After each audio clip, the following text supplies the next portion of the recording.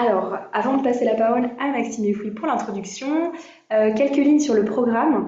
On va commencer par une présentation du rapport intermédiaire par les auteurs et autrices du rapport. Ça va durer à peu près 45 minutes. Et puis ensuite, on vous laissera la parole pour une session de questions-réponses. Pour les questions, n'hésitez pas à les poser d'ores et déjà sur l'onglet Q&R que vous voyez au bas de votre écran sur Zoom. Et pour les personnes sur LinkedIn, vous pouvez déjà poser vos questions également en commentaire. On prendra un maximum de questions voilà, dans la mesure du possible et du temps imparti. Voilà, et puis ensuite, on passera à 15h15 aux ateliers collaboratifs pour les personnes qui se sont inscrites et qui ont reçu un lien de confirmation. Avec du coup un nouveau lien Zoom. Et voilà, on tenait à vous dire aussi qu'on était navrés de n'avoir pu accepter tout le monde dans ces ateliers. On a eu voilà, le nombre d'ateliers étant évidemment le nombre de places pardon étant assez limité. Voilà. Et donc sans plus attendre, je laisse la parole à Maxime et Fouille pour la suite et le début de la présentation. Merci beaucoup. Du coup, j'ai la lourde tâche d'introduire rapidement l'équipe et le shift pour savoir d'où on parle, pour ensuite passer la parole à l'équipe projet. Donc l'équipe qui a travaillé sur ce rapport, il y a 3 des personnes que vous verrez là aujourd'hui derrière cet écran, Hugues, Marlène et moi-même. Il y a Pauline Denier aussi, hein, donc qui fait partie de l'équipe projet, qui contribue à ces travaux, qui n'apparaîtra pas devant la caméra, qui est bien derrière le clavier. Et on a Ilana Toledano que vous venez de voir, et là qui est en régie pour tous les aspects de communication, dont l'événement d'aujourd'hui. Comment fonctionne le shift de manière générale? On a une équipe projet et une équipe communication qui ont un peu tourné la machine du projet, mais on s'appuie sur un groupe de travail d'une 15aine de membres, qui sont des personnes issues du secteur, donc là issues du secteur numérique et en particulier du domaine IA et du monde des centres de données, et des applications intenses en calcul, pour permettre de produire toutes ces connaissances. Le projet qu'on vous présente aujourd'hui, il s'intègre dans le cadre du programme numérique du SHIFT, qui est un programme pluriannuel de travail sur les questions de la place des technologies numériques et du secteur numérique dans la transition vers une économie décarbonée. Et donc du coup, on essaie d'embarquer des acteurs du secteur, publics comme privés, et en termes de financement également, ce qui permet d'embarquer les structures. Et donc on a 6 partenaires aujourd'hui sur le programme numérique qui va permettre de faire fonctionner un petit peu ce programme de travail. Un dernier mot d'introduction, le travail qu'on va vous présenter là aujourd'hui, c'est un rapport intermédiaire. Donc pour les personnes qui connaissent déjà le SHIFT, vous savez que c'est un passage obligé et classique dans notre travail. Pour les personnes qui ne connaissent pas le SHIFT, ça peut paraître étrange, parce qu'il n'y a pas énormément d'organisations qui font ça de cette manière, même si on n'est pas les seuls. Le rapport intermédiaire, c'est un document de travail. Donc le document n'est pas terminé. L'idée, c'est de mettre sur la place publique, notamment sur la place publique des acteurs du numérique en ce qui nous concerne, l'état d'avancement de nos réflexions, de nos travaux, de nos débuts de modélisation, nos débuts de méthodologie, pour avoir un premier gros apport de critique, de fond, d'idées à intégrer ou à creuser dans les étapes suivantes, les étapes de consolidation. Donc là, l'idée, c'est vraiment de vous présenter l'état des lieux de là où on en est de la réflexion. Et c'est pour ça qu'il y a des ateliers collaboratifs derrière et que le document est en ligne. C'est que pour les personnes du coup qu'on n'a pas pu, pour des raisons logistiques, intégrer dans les ateliers collaboratifs, le document en ligne a vocation à générer des retours de votre part. Donc n'hésitez pas, c'est précieux pour nous, ça fait partie de la démarche, c'est pour ça qu'on fait ça. On vous présente des résultats qui ne sont pas terminés pour que les résultats terminés soient bien consolidés grâce à l'intelligence collective du secteur. Rapidement, du coup, pour finir cette introduction, le Shift Project, pour les personnes qui ne connaissent pas, alors on commence à avoir d'usage, demander aux personnes dans la salle de lever la main, pour celles qui connaissent, mais ce ne sera pas possible en virtuel. Du coup, rapidement, le Shift, du coup, c'est un think tank, donc on est une association loi 1901, reconnue d'intérêt général, qui s'est donné pour mission d'éclairer et d'influencer le débat sur la transition énergie et carbone. Ce qu'il y a derrière ça, concrètement, c'est qu'on réunit de la connaissance auprès des parties prenantes d'un sujet et qu'on produit les rapports qui nous permettent derrière d'aider les acteurs à traiter les bonnes questions. Il y a plein de choses qu'il faut trancher et qui ne se tranchent pas avec un modèle. Par contre, il y a plein de questions qui se posent et d'évidences qui se déduisent d'une analyse qui est rigoureuse et transparente. Donc l'intégralité de ce qu'on vous présente là, c'est accessible, y compris les tableurs de calcul, et qui permet de poser les bonnes questions avec les bons ordres de grandeur pour essayer d'avancer à la bonne rapidité, ce qui n'est pas encore le cas aujourd'hui, sur la transformation de notre économie vers la décarbonation. En pratique, du coup, on a un bureau qui est composé de 4 personnes que vous voyez sur la gauche, donc de Jean-Marc Jancovici, Laurent Morel, Michel Petit et Geneviève Ferrand-Crozet, une équipe salariée à laquelle la grosse partie de l'équipe projet appartient, des chefs de projet experts qui viennent des secteurs, donc dont Hugues Ferbeuf qui nous accompagne aujourd'hui, et une association sœur, les Shifters, qui sont aujourd'hui entre 25 000 et 30 000, et qui mènent leur propre projet pour aider le Shift à avancer sur cette thématique. Le Shift est une association d'entreprises, donc ce que je décrivais tout à l'heure sur le programme numérique, on le retrouve au niveau du Shift de manière générale, avec des entreprises qui nous financent en tant que membres ou sur des sujets particuliers, et certaines autres qui font des dons ponctuels, du coup sur Helloasso par exemple. Et pour finir, notre angle, notre prisme de lecture, c'est climat-énergie, ce qu'on appelle la double contrainte carbone au Shift. Cette double contrainte carbone, c'est l'idée de dire que d'un côté, il faut réduire nos émissions carbonées et de gaz à effet de serre du coup, de manière générale, pour éviter de se construire un monde pour lequel ni nos systèmes ni nos corps ne sont faits, puisque au-delà d'un réchauffement à 2 degrés, il commence à se passer des choses qu'on n'est pas bien sûr de savoir gérer, ni avec nos systèmes présents, ni avec nos systèmes futurs. Donc c'est la première contrainte, c'est de respecter le budget carbone imposé par l'objectif de 2. La deuxième contrainte, c'est la contrainte énergétique en tant que telle. L'idée étant que la majeure partie de nos activités aujourd'hui est branchée sur un tuyau ou une mine dans lequel il y a des énergies fossiles qui circulent et que l'augmentation des besoins qu'on a en énergie fossile vient percuter une réduction ou à minima une non-augmentation de la disponibilité de ces énergies. Ce qui fait qu'on se retrouve dans un climat changeant, avec de plus en plus d'aléas à gérer, et avec une énergie sur laquelle on s'appuie majoritairement aujourd'hui, qui en plus de changer d'autant plus le climat, devient de plus en plus compliqué à utiliser pour s'adapter. Donc l'idée, c'est de s'affranchir des énergies fossiles en tant que telles, parce qu'elles ne sont pas viables sur le long terme pour continuer de faire fonctionner nos sociétés, et de s'en affranchir pour éviter que nos sociétés se retrouvent dans un monde pour lequel elles ne sont pas faites, et pour lequel elles ne seront pas faites, si on suit la pente qu'on suit aujourd'hui. Et donc, c'est ces deux variables, le carbone et l'énergie, le carbone équivalent et l'énergie, qu'on va traiter au Shift, avec évidemment beaucoup d'autres impacts environnementaux et d'autres limites planétaires qui existent et qui ne sont pas secondaires. Mais nous, on dessine la scène sur laquelle la faisabilité physique d'un futur, si elle ne respecte pas la faisabilité climat-énergie, n'existera pas. Et du coup, c'est ça qu'on va essayer de faire aujourd'hui sur l'intelligence artificielle. Je vais passer la parole à Hugues Ferbeuf pour introduire le sujet numérique.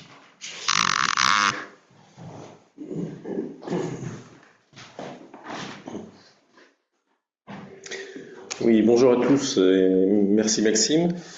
Je vais essayer en quelques minutes d'expliquer comment le travail qui s'est fait ces derniers mois donc sur l'intelligence artificielle et qui va continuer dans les mois à venir, comment il se situe dans la logique de travail qu'on a adoptée pour travailler sur le numérique au Shift Project. En 2018, on a publié notre premier rapport qui s'intitulait « Pour une sobriété numérique ». Ce premier rapport avait pour objectif de nous faire notre idée en fait sur les relations structurelles entre le numérique et l'environnement et de mettre à l'agenda en fait ce sujet, à l'agenda des décideurs politiques et économiques et également éventuellement à l'agenda médiatique. Je pense qu'en tout cas en France, en 2024, ce sujet est effectivement à l'agenda. Et depuis 1 an et demi, nous avons redéfini notre priorité, qui est d'essayer d'anticiper en fait un certain nombre d'évolutions liées à l'introduction d'innovations dans le secteur numérique, d'anticiper ces évolutions et les conséquences en fait des différents types d'usages des innovations qui arrivent sur le marché. C'est par exemple ce que l'on a fait l'an dernier avec le rapport sur les mondes virtuels. Il ne s'agissait pas de prédire l'avenir, mais d'indiquer sur la base d'un certain nombre de scénarios quelles seraient les conséquences selon les modalités en fait d'introduction et de déploiement de ces mondes virtuels. Et en fait, en ce qui concerne l'intelligence artificielle, on a à peu près le même type d'objectif. On n'est pas forcément capable aujourd'hui, au stade du rapport intermédiaire, d'avoir cette vision complète, mais en tout cas, c'est ce à quoi on veut aboutir d'ici quelques mois. Alors, comment se présentent en fait les choses de façon très macro? On a un secteur numérique qui s'est lui-même donné des objectifs ambitieux de décarbonation, notamment au sein du SBTI, avec un objectif de moins 45% en fait d'émissions entre 2020 et 2030. On a une stratégie nationale bas carbone en discussion en France, dans laquelle on va retrouver une trajectoire, pour la première fois, une trajectoire d'évolution de l'empreinte du numérique, sachant qu'en ce qui nous concerne, on a proposé un objectif de moins 30% entre 2020 et 2030. Mais parallèlement, on est dans un contexte où le rythme d'innovation numérique, qui était déjà fort élevé, est plutôt en train de s'accélérer. Et on en a un parfait exemple avec ce qui se passe et ce qui a démarré finalement très récemment sur l'intelligence artificielle. Et ce rythme même d'innovation qui s'accélère en fait est au centre en fait des analyses que l'on peut mener, voire des préoccupations que l'on peut avoir. Et pourquoi? Tout simplement parce que un certain nombre de ces innovations aboutissent plutôt ou la façon dont on a envie de les utiliser ou dont la majorité du marché souhaite les utiliser, ces innovations peuvent aboutir à une généralisation d'usages intenses qui vont solliciter extrêmement les infrastructures numériques et qui vont potentiellement avoir un effet d'amplification en fait de tendances qui jusqu'ici sont plutôt préoccupantes d'ores et déjà pour le secteur numérique, en tout cas en termes d'empreinte énergétique et d'empreinte carbone.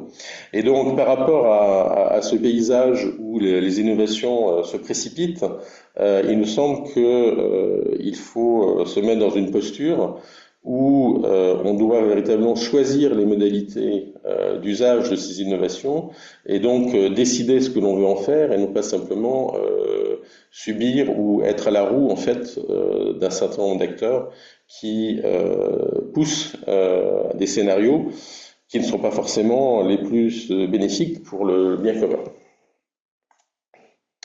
Et donc la solution que nous proposons pour parer à ces risques, c'est d'appliquer en fait au secteur du numérique, comme à d'autres secteurs, un effort de planification et d'identifier en fait quelle est la part des ressources rares et un certain nombre de ressources vont être de plus en plus rares dans les années à venir. Donc quelle est la part que l'on peut raisonnablement allouer au numérique et dans les ressources rares, je mets bien sûr l'énergie.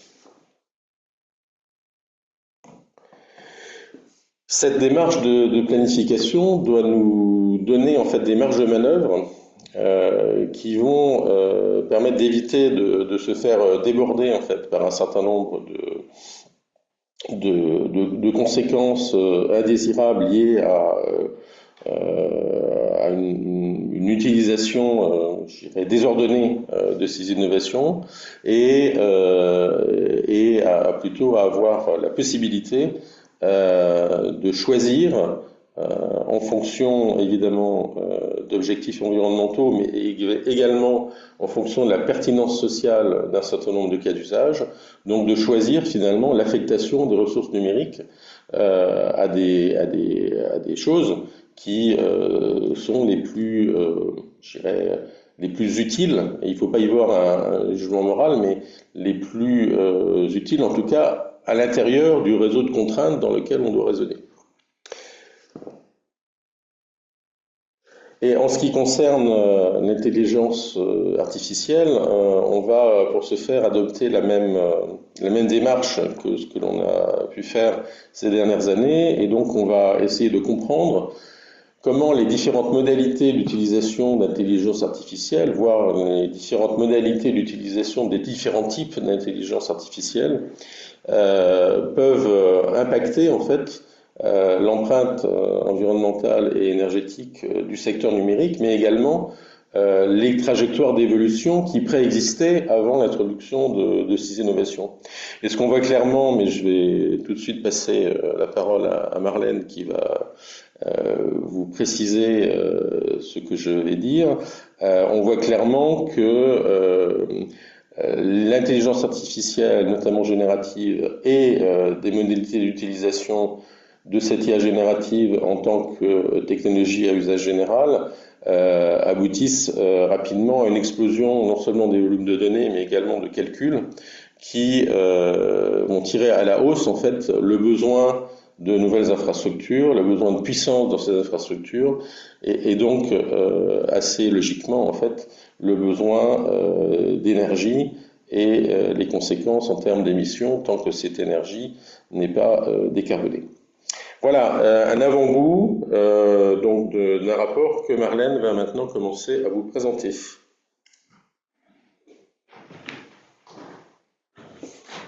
Bonjour à toutes et tous. Alors la première question qu'on va regarder ensemble, c'est celle de l'évolution énergétique et climatique des capacités informatiques en raison du phénomène IA générative. Il y a plusieurs bonnes raisons de regarder ce phénomène sous l'angle énergie-climat. La première, c'est l'intelligence artificielle générative est invoquée par les grands acteurs du numérique pour se défendre de la mauvaise orientation de leur trajectoire climatique. L'an passé, on a 2 grands acteurs qui ont des objectifs de neutralité carbone pour 2030, qui ont remonté dans leur rapport RSE, plus 30%, plus 48% d'augmentation d'émissions de gaz à effet de serre sur une période de 4-5 ans.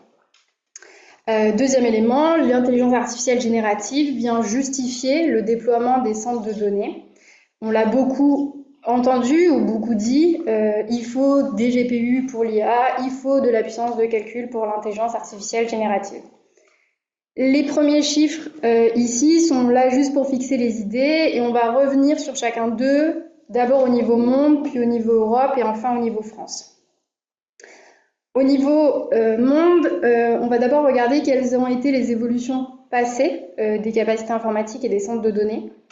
Et ce qu'il faut dire, c'est que le statu quo qui prévalait ou qui pouvait prévaloir jusqu'en 2021-2022 d'une consommation électrique mondiale quasiment constante à 200 TWh pour les centres de données est obsolète. Pour revenir sur ce statu quo un peu, pendant longtemps, les seuls points de mesure qu'il y avait sur les consommations énergétiques des centres de données, c'était de rares études académiques, comme celle de Massanet, qui sont tout à fait intéressantes, mais dont les énoncés ont quelquefois été utilisés en dehors de leur domaine de validité.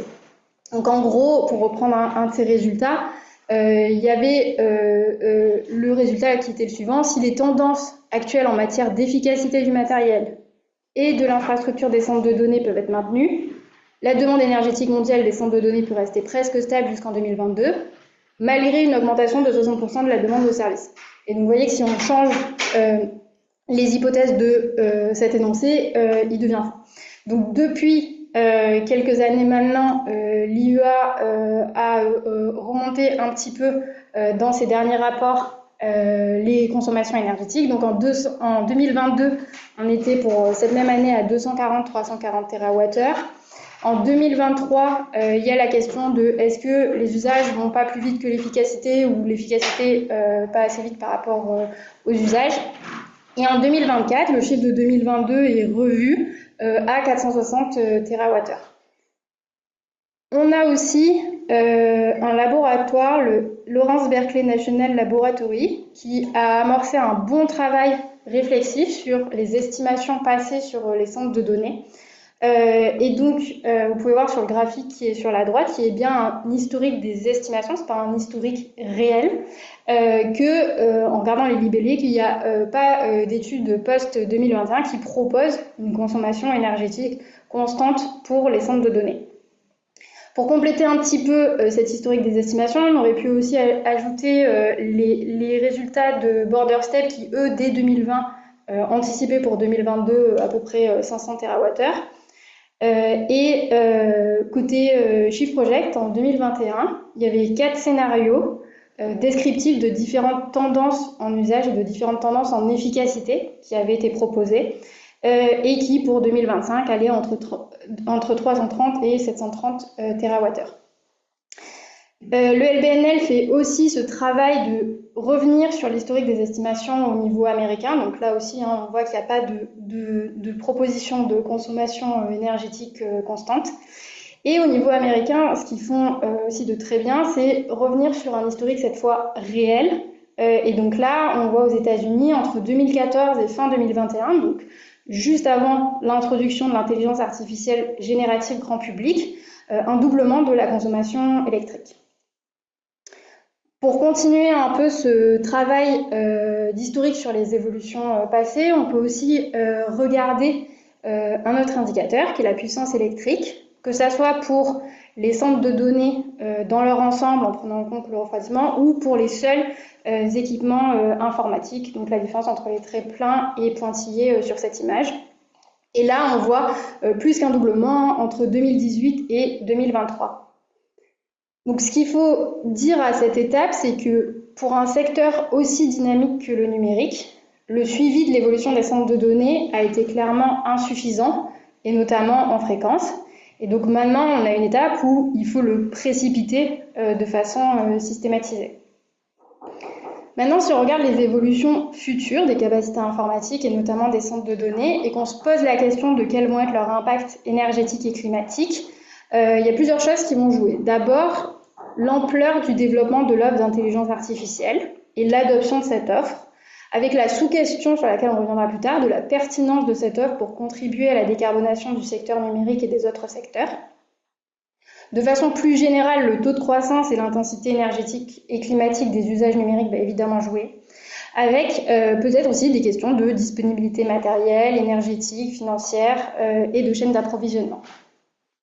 Ce qui joue aussi sur les impacts, c'est l'efficacité, que ce soit au niveau de la gestion des centres de données, au niveau du matériel, avec l'importante question de l'empreinte carbone embarquée dans le hardware, et l'adoption de modèles efficaces.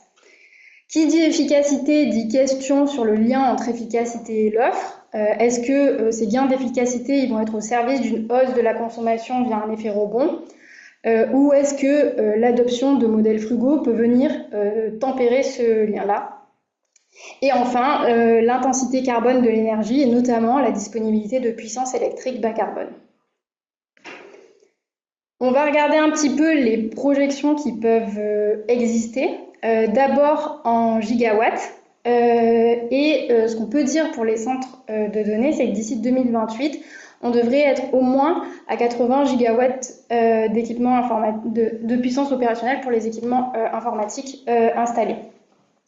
Je prends cette projection vraiment comme un minimum quasiment certain, puisqu'il s'agit là de chiffres de projets de centres de données qui sont déjà soit en construction, soit contractualisés, et donc ce n'est pas un scénario parmi d'autres.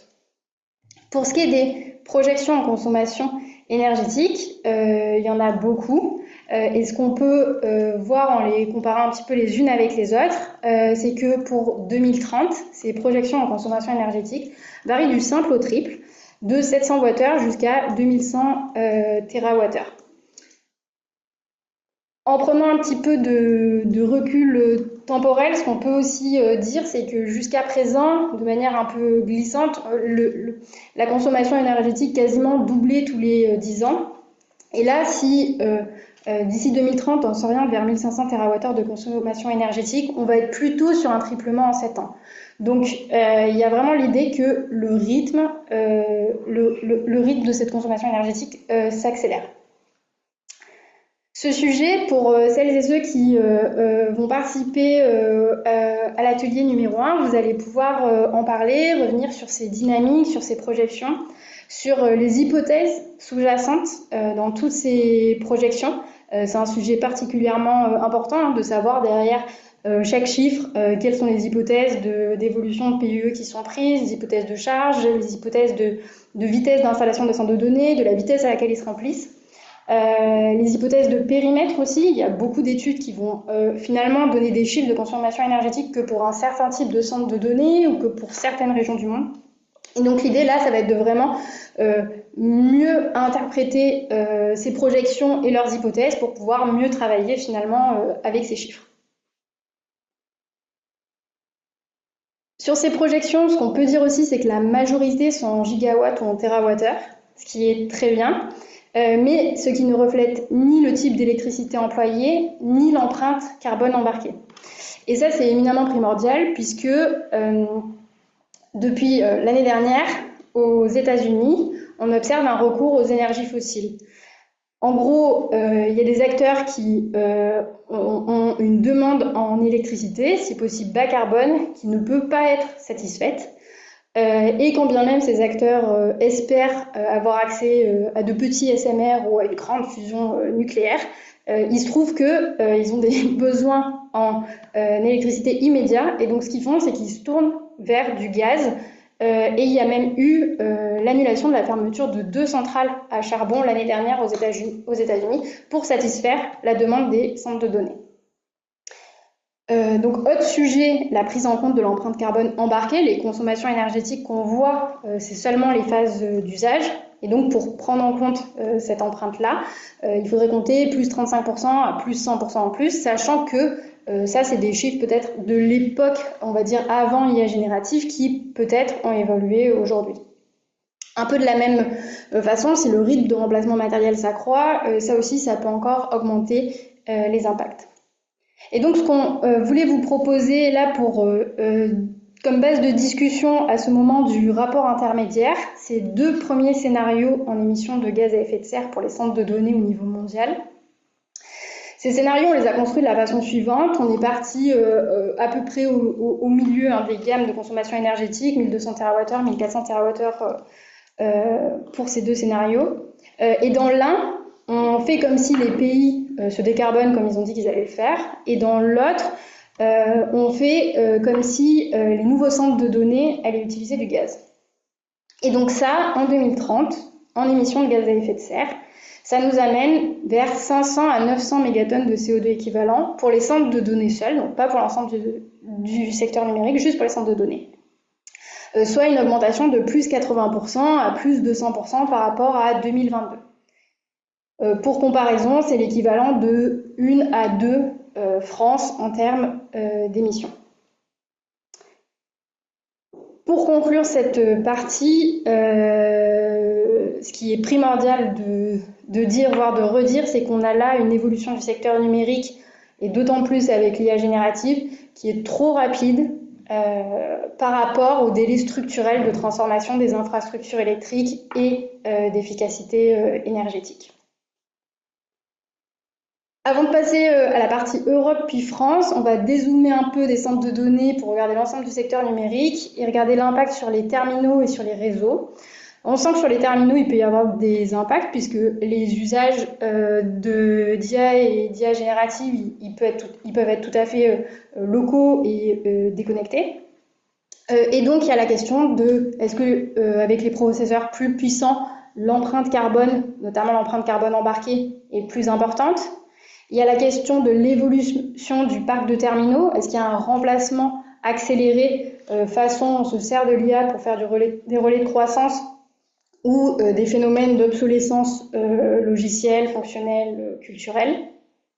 Et ce qu'il faut dire sur les terminaux, c'est que la question, c'est pas est-ce qu'il y a un terminal qui consomme un tout petit peu plus ou un tout petit peu moins. C'est vraiment le fait que quand on multiplie ça par la centaine de millions, du milliard ou la dizaine de milliards de terminaux, c'est là qu'on voit l'impact énergétique et climatique qui peut être plus conséquent que quand on le regarde simplement au niveau unitaire. Pour ce qui est de l'impact sur les réseaux, là, on sent qu'il peut y avoir un peu deux types d'impact. Un impact via une croissance du trafic dit direct, donc là, c'est le trafic juste pour les applications qu'on connaît sous le nom d'IA ou l'intégration des fonctionnalités IA dans les applications de productivité d'entreprise. Mais les opérateurs et les constructeurs voient aussi un trafic IA indirect d'une certaine façon, créé par l'engagement des consommateurs, grâce à l'IA via les algorithmes de recommandation, grâce à l'IA générative qui permet la création de contenus hyper personnalisés à grande échelle et qui, là, générera un surplus de trafic. Voilà un petit peu au niveau monde. Au niveau Europe, ce qu'on va dire, donc, c'est donner un petit bilan de la consommation énergétique, donc autour de 77 TWh en 2018 et autour d'une centaine de TWh en 2024. Vers la question qu'on se pose, c'est dans quelle direction on va d'ici 5 ans en termes de consommation énergétique. Le niveau européen, il est aussi intéressant pour autre chose, c'est regarder un petit peu les phénomènes de concentration et en tout cas la répartition de ces capacités informatiques sur l'ensemble de l'Europe. Et aujourd'hui, il y a 2 tiers de la consommation énergétique européenne pour les centres de données qui est seulement dans 4 pays et 95% de cette consommation sur seulement 12 marchés. Donc on voit qu'il y a un petit peu des phénomènes et le cas de l'Irlande en ce sens est emblématique et est connu comme tel puisque l'Irlande a des politiques incitatives pour attirer justement les centres de données. En 2022, les centres de données pour l'Irlande, c'était 18% de la consommation d'électricité. En 2023, ça a dépassé la consommation du logement résidentiel urbain. Et en 2026, on s'oriente vers 30% de la consommation d'électricité du pays. Voilà pour cet exemple outre-Manche. Maintenant, on va passer au niveau français. Et j'ai perdu la main sur mon clavier pour passer à la slide suivante. Hop. On va commencer par un état des lieux, d'abord au niveau France. L'empreinte carbone du numérique dans son ensemble en France, c'est 30 mégatonnes de CO2 équivalent en 2022, soit avant l'introduction de l'artificiel générative grand public, dont 46% sont attribuables aux centres de données. Il est possible que vous ayez en tête le chiffre de 70%, 80% pour les terminaux. Ça, c'est vrai. Si on ne prend pas en compte la part des usages français sur des centres de données à l'étranger. Et quand on le fait, on voit la part un peu plus prépondérante des centres de données. En termes de consommation électrique, on est à 55,5 TWh en 2022, soit 11% de la consommation électrique française. Et ce qui va nous intéresser là, juste pour la suite, c'est le fait que les prévisions de consommation électrique pour les centres de données ne cessent d'augmenter depuis 2022. On le voit dans des rapports de référence, comme ceux de l'ANEMARCEP, comme ceux de RTE, dont on va regarder juste après les chiffres pour les scénarios tendanciels et de référence. Et on l'a vu aussi récemment pendant le sommet de l'IA avec les annonces de nouveaux centres de données. Donc on a parlé de 3 sites de 1 gigawatt chacun et de 35 sites répartis en France, dont 15 d'entre eux pourraient aller jusqu'à 750 mégawatts. Ce dont on va parler aussi, c'est le fait que le développement de la filière IA et de la filière centre de données, ils ne s'inscrivent pas seulement dans le cadre du secteur numérique seul, mais via leur consommation électrique, de facto, ils s'inscrivent dans le reste de la transition énergétique, transition qui demande une électrification des secteurs économiques majeurs, parmi lesquels la mobilité, les transports, l'industrie via l'électrification de procédés, de certains procédés, le logement, etc. Et transition qui demande aussi une maîtrise de la demande.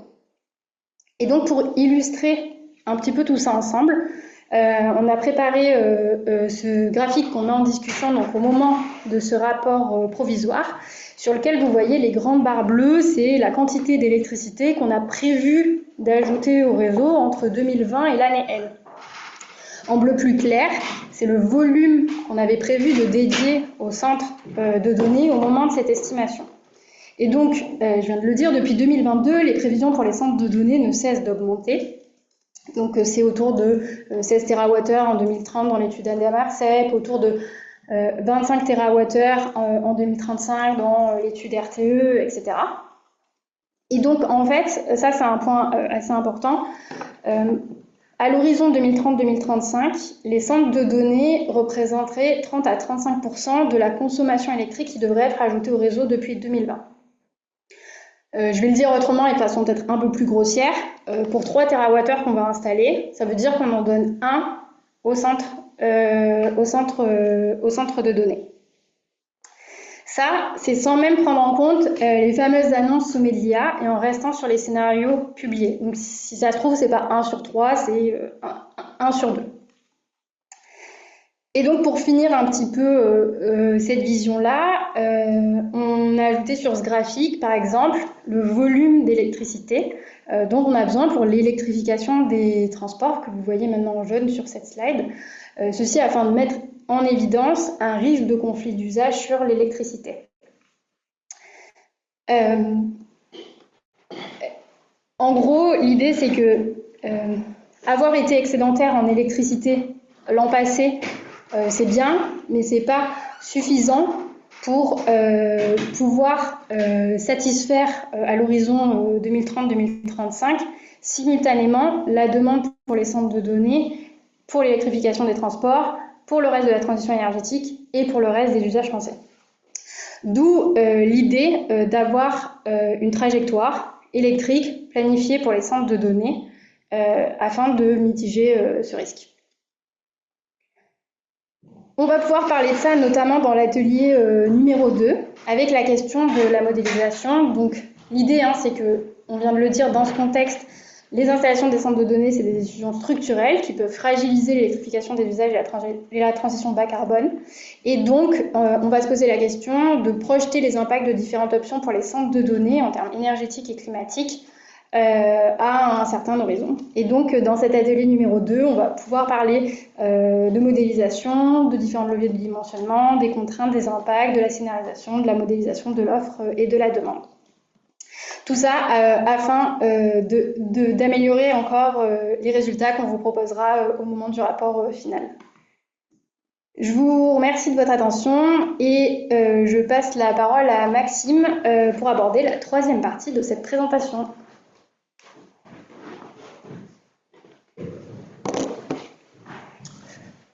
Merci beaucoup. Du coup, je vais à mon tour vous présenter du coup un autre axe de ce qu'on a fait dans ce rapport qui vise à repartir du bas un petit peu.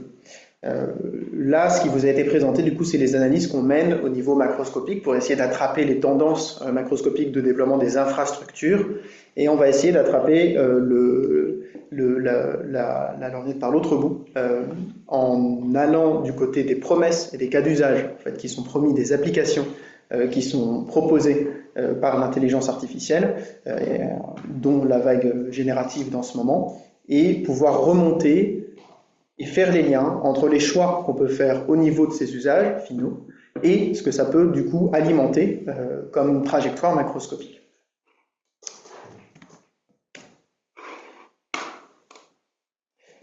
Pour commencer, je vous propose de replonger dans la grille de lecture qu'on a au Shift sur le numérique et sur les usages, et le rapport qu'on a entre les usages et les infrastructures.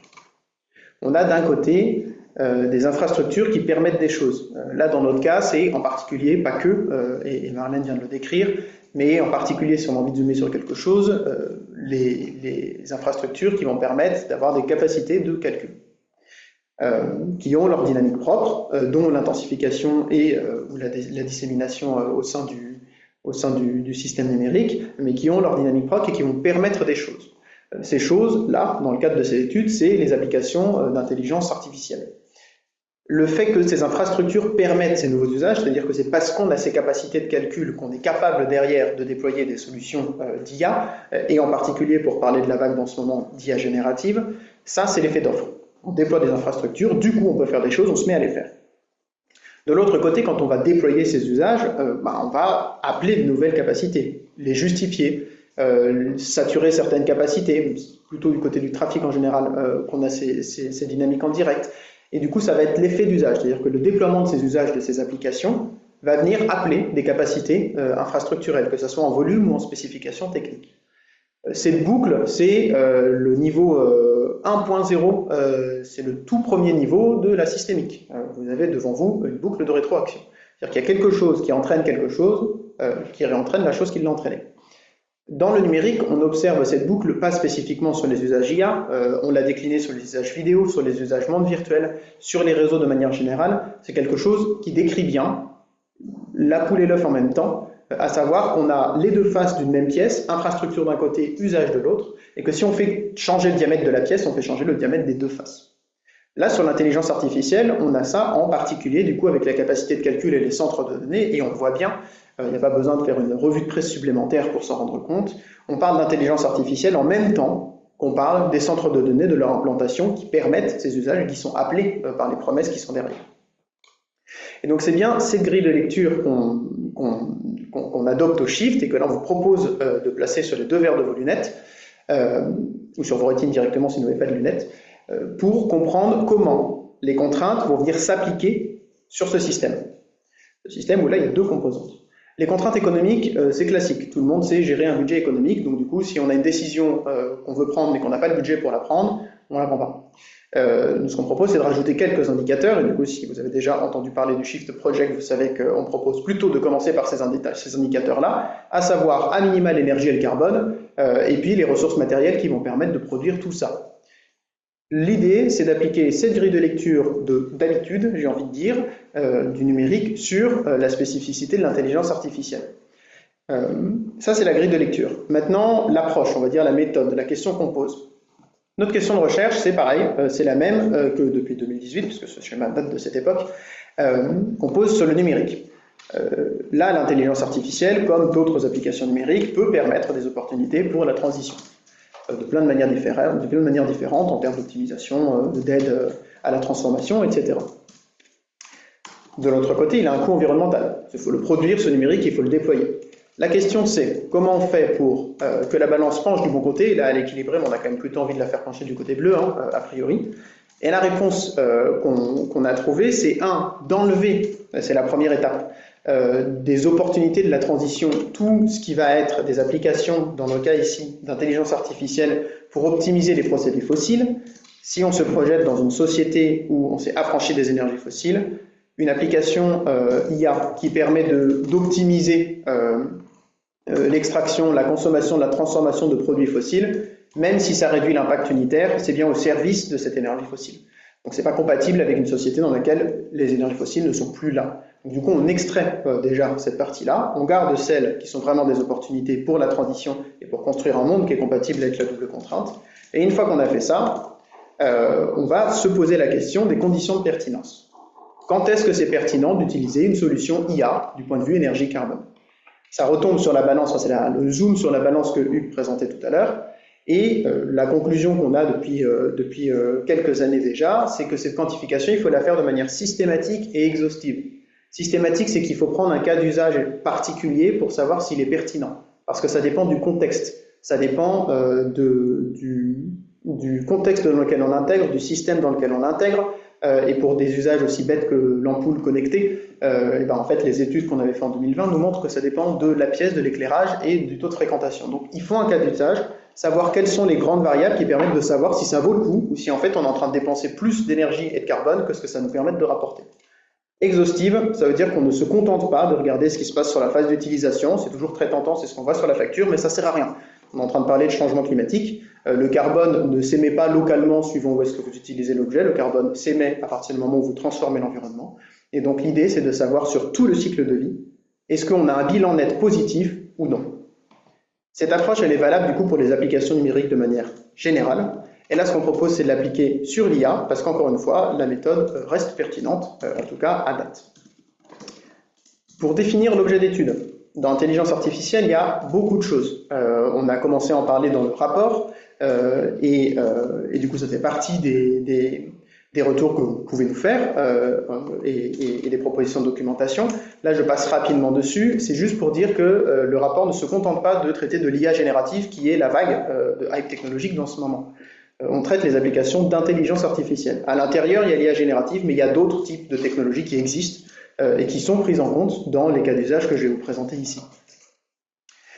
Les caractéristiques de l'IA générative, pour zoomer dessus, parce que je ne vais pas faire semblant que ce n'est pas un déterminant de premier ordre en ce moment, à la fois des investissements qui partent et du dimensionnement des infrastructures et de la manière dont s'organise le débat public.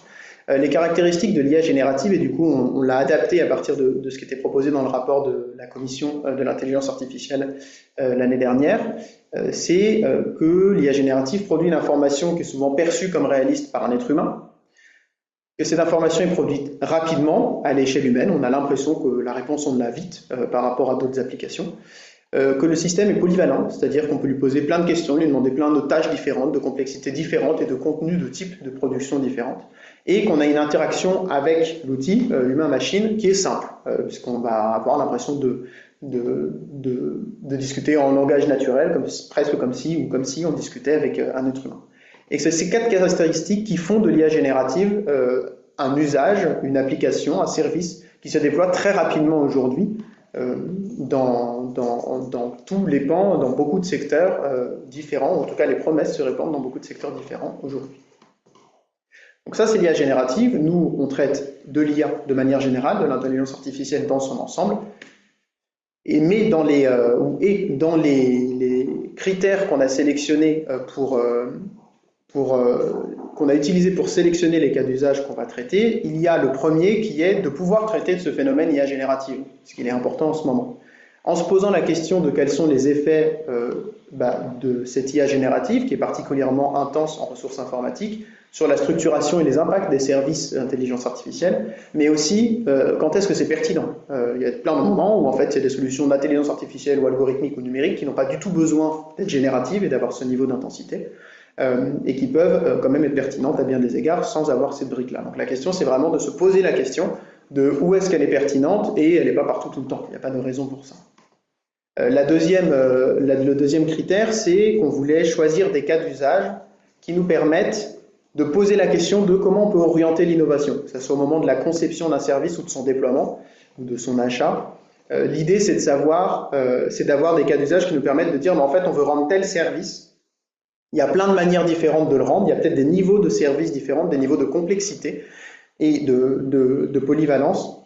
Et on va essayer d'aller chercher les quelques fonctions qui nous permettent de répondre pile poil aux besoins. Et donc c'est de pouvoir un peu faire cette scénarisation presque des différentes briques technologiques qu'on peut mobiliser.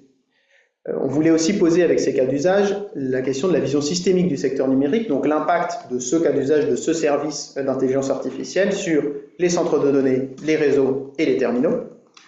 La vision systémique de la décarbonation, donc on voulait des cas d'usage qui nous permettent de documenter et de faire remonter les questions qui se posent suivant les choix technologiques qui sont faits. Quels vont être les impacts de ces choix technologiques sur le reste de l'économie? Est-ce que ça va toucher à la trajectoire de la mobilité? Est-ce que c'est possible? Est-ce que la voiture autonome c'est compatible avec ça ou pas? Quelles sont les briques technologiques qui sont prévues d'être mobilisées, etc.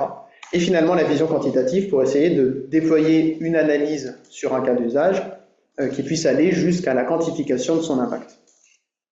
Pour être plus précis, on a sélectionné du coup 6 cas d'usage à ce stade, qui sont l'assistant personnel de compte rendu du coup en réunion, qui permet de générer un compte rendu automatiquement à partir d'une réunion, l'IA générative comme outil de recherche en ligne, plutôt qu'un moteur de recherche classique, si je peux dire ça comme ça, de l'IA générative aussi en production de création pour un spot publicitaire, de l'intelligence artificielle, pas forcément générative, pour la mobilité autonome, de l'intelligence artificielle, pas forcément générative, pour l'optimisation d'épandage en milieu agricole, et de l'intelligence artificielle, pas forcément générative, pour l'outil d'aide au diagnostic médical. On a choisi ces 6 cas d'usage parce qu'ils nous permettent de répondre à tous les critères et de poser les questions que j'ai listées juste avant, tout en traitant de plusieurs secteurs et types d'applications différentes. L'atelier 3, l'idée, ça va être d'attraper plusieurs de ces cas d'usage et de poser une question pour chacun de ces cas d'usage pour détricoter un petit peu ce qu'il peut y avoir comme pertinence à les traiter et à en intégrer d'autres dimensions s'il y en a certaines qui n'apparaissent pas. L'autre pan du travail, et c'est la prochaine grande étape, c'est de construire une méthode qui permette de documenter ces dynamiques que je décrivais juste avant. Concrètement, on va avoir un cas d'usage qui est une promesse de service ou un besoin exprimé. De se demander comment on répond à ce besoin avec des briques technologiques. Donc se dire on mobilise telle brique, et telle brique, ça nous permet de répondre aux besoins. Suivant les briques qu'on va mobiliser, ça va aller plutôt, ça va être très intense en ressources en calcul, solliciter beaucoup les réseaux et peu de latence, ou nécessiter un nouveau terminal. Et du coup, l'idée, c'est de faire le lien entre ces choix-là et ce que ça va avoir comme impact sur l'infrastructure derrière. À quoi ça sert? Ça sert à permettre d'avoir un espace et un support de discussion entre des sphères de conception, des sphères plutôt techniques, qui vont pouvoir discuter avec des choix stratégiques du type « nous voulons un service qui soit déployable sur 3 milliards de personnes et disponible 24 heures sur 24 ». C'est un choix stratégique et c'est possible de traduire ça en impact sur l'infrastructure et derrière en impact physique, énergie, climat et autres. Ce que ça permet, c'est de relier la définition du service et des briques technologiques et du produit qu'on veut proposer ou plutôt aux trajectoires macroscopiques avec lesquelles il est compatible. Si on propose de généraliser pour la moitié de la population mondiale un service très intense en calcul, il n'est pas compatible avec une trajectoire de sobriété sur les centres de données. Donc du coup, ça permet de comprendre, selon les choix qu'on fait, ce que ça peut avoir comme effet à la fin. Et donc ça sera l'objet de l'atelier 4, de travailler sur le premier jet de cette future boussole de l'IA et de voir comment on peut construire et adapter cette méthodologie pour qu'elle puisse être utile en fait aux acteurs qui conçoivent et déploient l'intelligence artificielle. Et pour finir, en fait, la boussole de l'IA, les 4 grandes questions, c'est des questions avec lesquelles vous pouvez repartir tout de suite, puisque vous pouvez vous les poser tout de suite. À chaque fois qu'il y a la question de concevoir ou de déployer un système d'intelligence artificielle ou un service d'intelligence artificielle, il suffit de se poser la question, est-ce que la rentabilité ou la pertinence de la solution, elle dépend de la généralisation d'un nouvel équipement, que ce soit un capteur ou un terminal, de la multiplication des capacités de calcul disponibles, de l'augmentation des volumes de données valorisables ou stockées, et de l'augmentation des capacités réseau, en bande passante, en couverture ou en latence. Les réponses à ces questions, elles sont déjà dans les documents stratégiques, le business plan, le document de conception, le cahier des charges, la stratégie de déploiement. On a déjà décidé, quand on décide de déployer quelque chose, on a déjà décidé de quelles sont les échelles, en fait, sur lesquelles on va s'appuyer, de quelles sont les infrastructures. C'est pas écrit en toutes lettres, mais c'est écrit quelque part. Si les réponses sont oui à ces 4 questions, vous êtes sûr et certain que vous êtes en train de déployer un service qui va alimenter les trajectoires qui montent trop haut.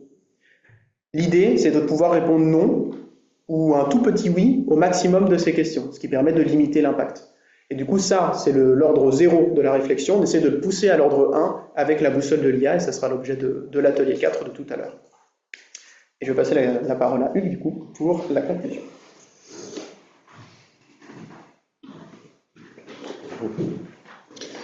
Oui, je vais être très rapide puisqu'on va déjà un petit peu dépasser le temps imparti.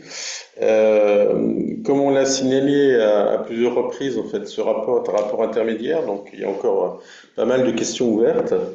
Mais malgré tout, on peut déjà faire un certain nombre de constats qu'on a résumés dans le slide que vous avez devant vous. Le premier, c'est que très clairement, même si on peut se baser sur les chiffres, alors que l'empreinte environnementale du numérique croissait déjà rapidement, l'introduction à grande échelle et sous forme de technologies à usage général, d'IA générative, accélère fortement ce phénomène. Et dans ce que je viens de dire, je pense qu'il y a quelque chose qu'il faut vraiment mettre sur la table, c'est le fait que quand on parle d'IA, on ne devrait pas forcément parler d'IA générative, mais on est dans un phénomène depuis quelques mois où toute forme d'IA est forcément assimilée à de l'IA générative, alors que les conséquences en termes d'infrastructure ne sont pas du tout les mêmes. Donc il y a un premier mythe que nous espérons ce rapport intermédiaire va contribuer à déconstruire. Le deuxième point qui ressort très fortement, et là on en a la meilleure preuve dans ce qui se passe aux États-Unis, c'est que cette croissance massive et brutale des centres de données déstabilise véritablement le secteur de l'électricité. Et donc aujourd'hui, qu'est-ce qui se passe pratiquement? Il se passe pratiquement la non-fermeture de centrales à charbon dans un certain nombre de comtés aux États-Unis et l'équipement quasiment systématique en fait de centrales à gaz pour les grands data centers qui sont en train de s'ouvrir. Donc on voit bien que c'est un peu une démonstration par l'absurde que lorsque on ne se met pas dans une position en fait de planifier un petit peu à l'avance les besoins énergétiques venant des différents secteurs, et notamment du numérique, on se trouve assez rapidement dans une impasse ou, comme l'a dit le Sénat américain, face à un mur énergétique. Le troisième point, et c'est un petit peu la deuxième phase de la médaille, c'est évidemment l'intelligence artificielle, comme finalement pas mal de services ou de numériques, peut également être un outil pour la décarbonation des autres secteurs. Donc ça, c'est clair. Ce qu'on sait, c'est que par contre, il n'y a pas de systématisme et il faut soigneusement étudier les cas d'usage pour vérifier qu'ils vont bien être positifs et pas le contraire. Et puis, il ne faut pas non plus se tromper, dans bien des cas, lorsqu'on parle d'AI for Green, on oublie totalement de parler d'AI for Brown, c'est-à-dire malheureusement l'utilisation d'intelligence artificielle dans des processus ou dans des industries qui sont fortement émissives aboutit plutôt au contraire de ce que l'on cherche.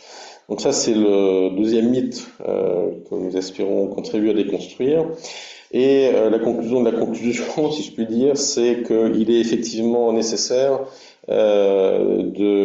d'aborder cette question avec méthode et donc de disposer d'outils qui vont permettre de prendre des décisions informées, notamment de la part des entreprises, mais également en termes de politique publique.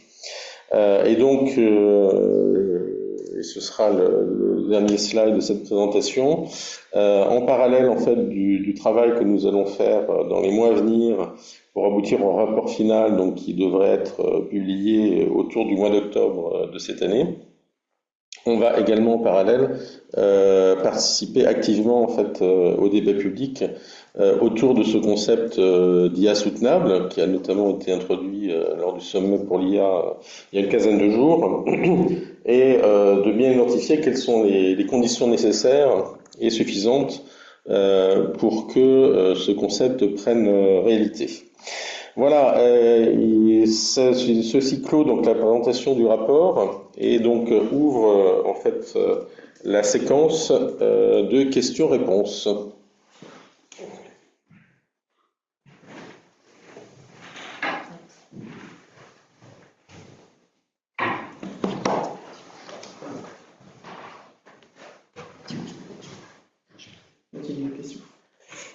Merci beaucoup.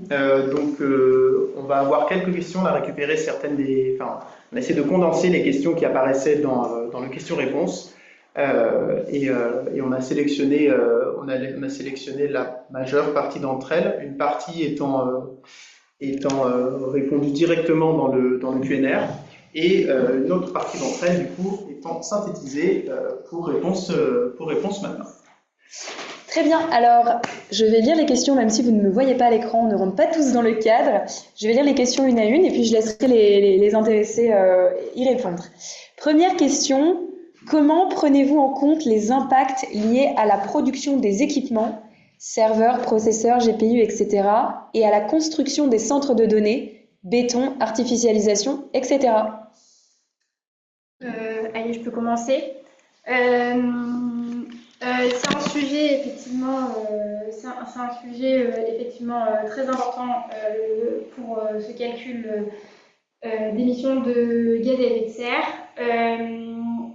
Pour l'instant, on a croisé plusieurs sources, notamment une qui est tout à fait intéressante et dont je vais peut-être même un peu faire la promotion, qui est un travail de Schneider Electric sur comment on calcule le scope 3 d'un centre de données.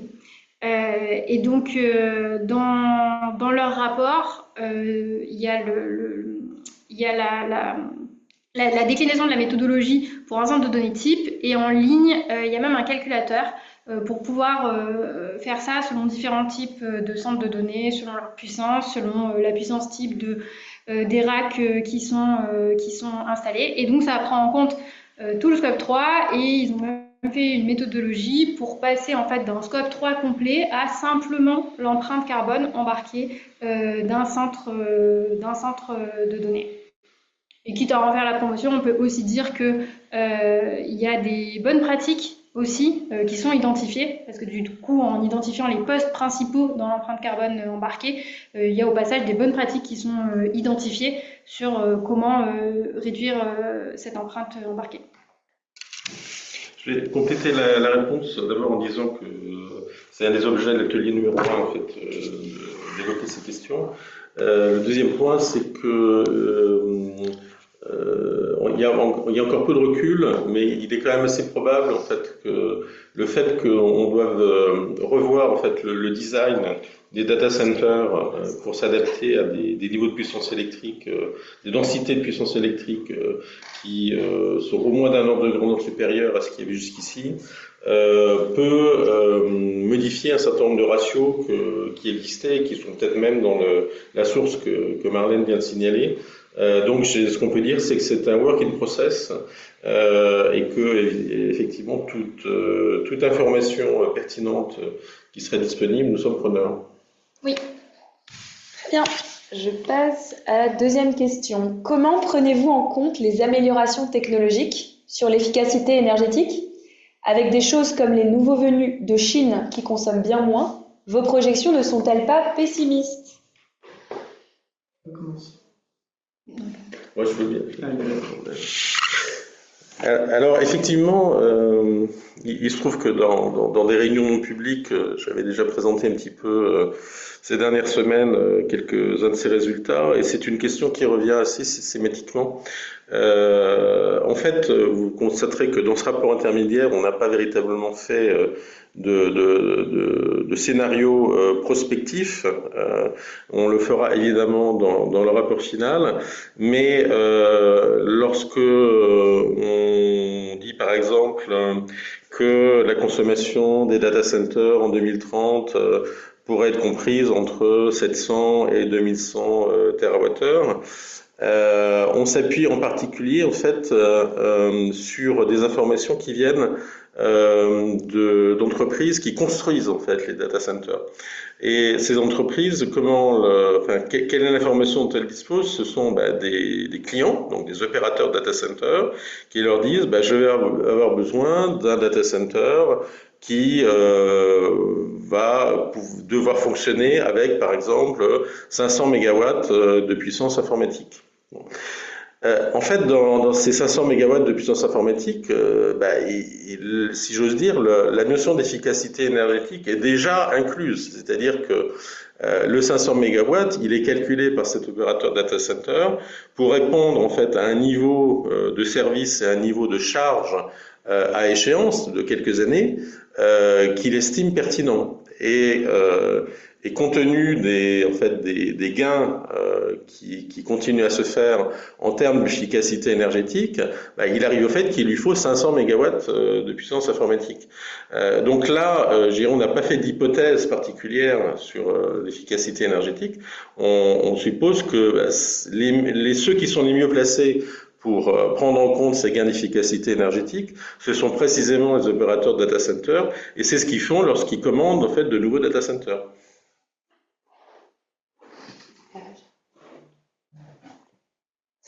Très bien, merci Hugues. Je passe à la question suivante. Est-ce que la consommation en France inclut la consommation des centres de données à l'étranger sollicités pour les usages français?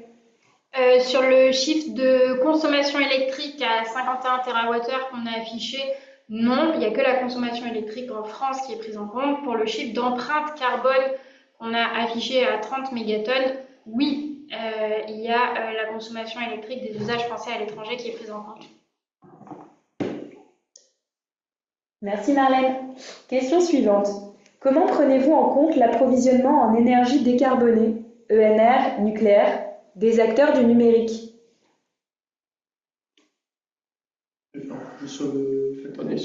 De manière générale, Du coup, c'est un condensé de plusieurs questions, j'imagine. De manière générale, les acteurs du numérique, ça fait longtemps qu'ils ont des politiques d'approvisionnement sur des énergies décarbonées, que ce soit des énergies renouvelables, du nucléaire, d'autres choses. En ce moment, on voit peut-être une accélération de deux mouvements.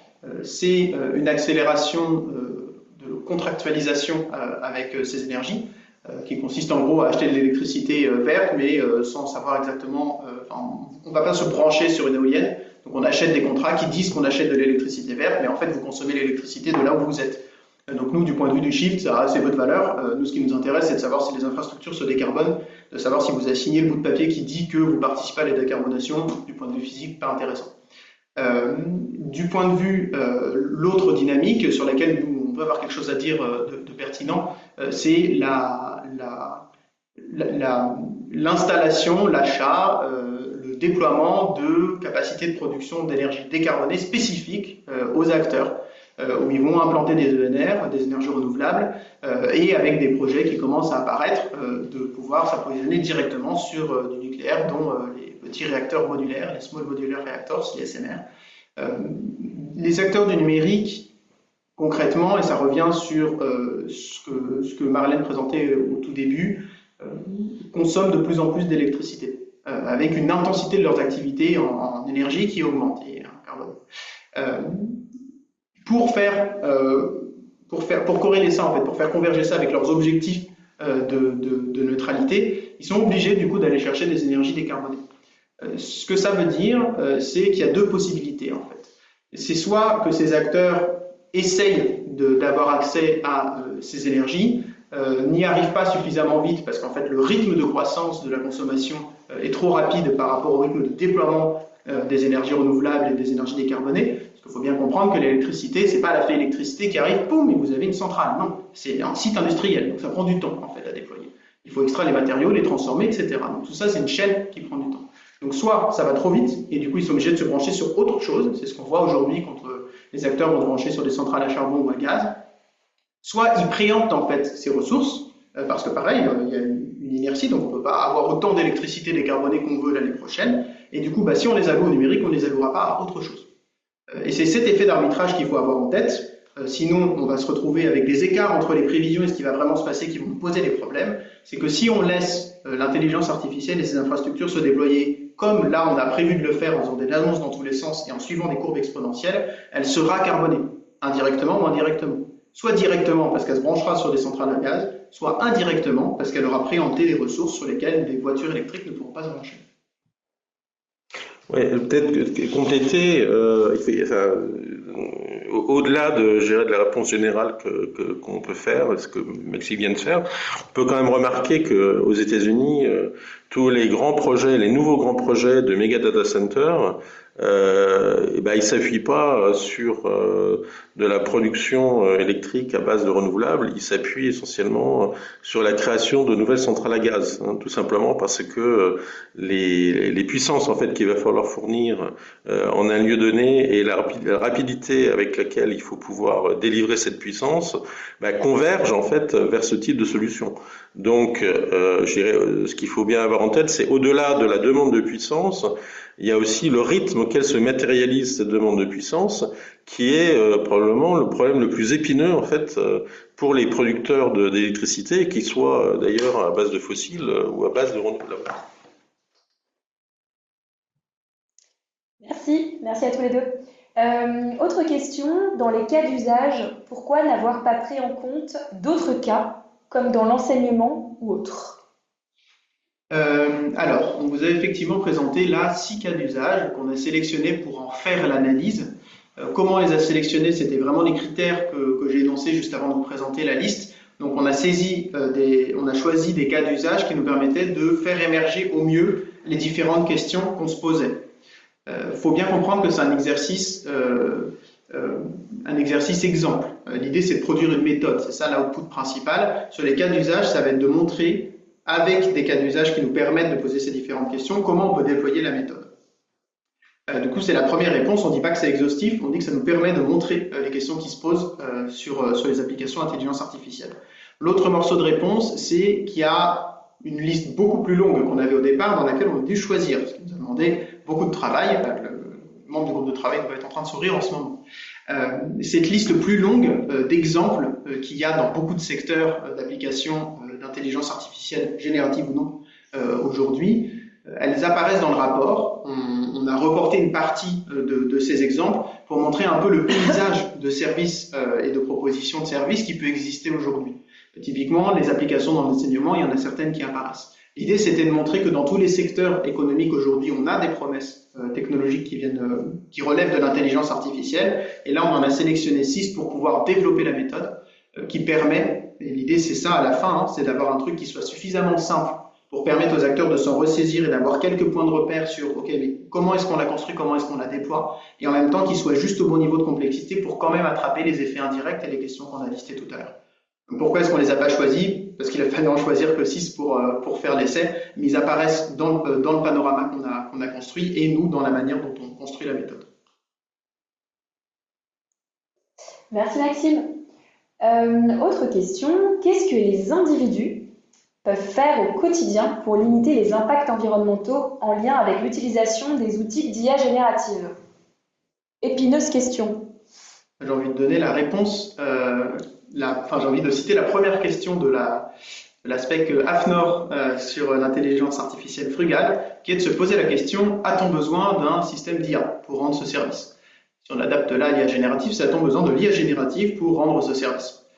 Le mot besoin, au niveau individuel, ce serait une réflexion individuelle, du coup. Mais du coup, la question, c'est ça. L'IA générative, il faut avoir en tête dans tous les cas que c'est intense. C'est quelque chose qui est intense en ressources informatiques et du coup aux impacts qui y sont liés. Donc la question se pose de où est-ce que c'est pertinent d'utiliser, de mobiliser cette intensité plutôt que quelque chose qui est moins intense. Donc je dirais que la première chose, c'est de se demander est-ce qu'il y en a vraiment besoin? Et c'est une question qu'on pose depuis longtemps sur le numérique, c'est à quels endroits on en a véritablement besoin. Et du coup, au niveau individuel, il faut bien comprendre qu'on a une phase sur l'IA générative d'entraînement qui est intense en calcul et du coup en ressources et en impact. Mais la phase d'inférence, c'est-à-dire quand on va demander, quand on va envoyer des requêtes d'intelligence artificielle, c'est une phase qui est loin d'être négligeable mais qui est en fait aussi prépondérante que la première sur l'impact total de l'outil, du service. Du coup, à chaque fois que vous allez vouloir interagir avec l'IA générative, vous allez générer un impact qui est non négligeable une fois qu'il est accumulé et agrégé aux autres. Donc réfléchir à quand est-ce qu'on l'utilise, c'est un impact direct pour le coup sur le service. Merci Maxime. J'ai une toute dernière question. Comment, en pratique, pourra-t-on vous faire parvenir des remarques sur ce rapport intermédiaire?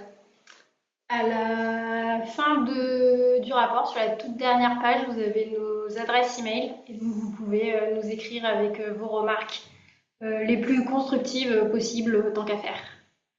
Merci beaucoup.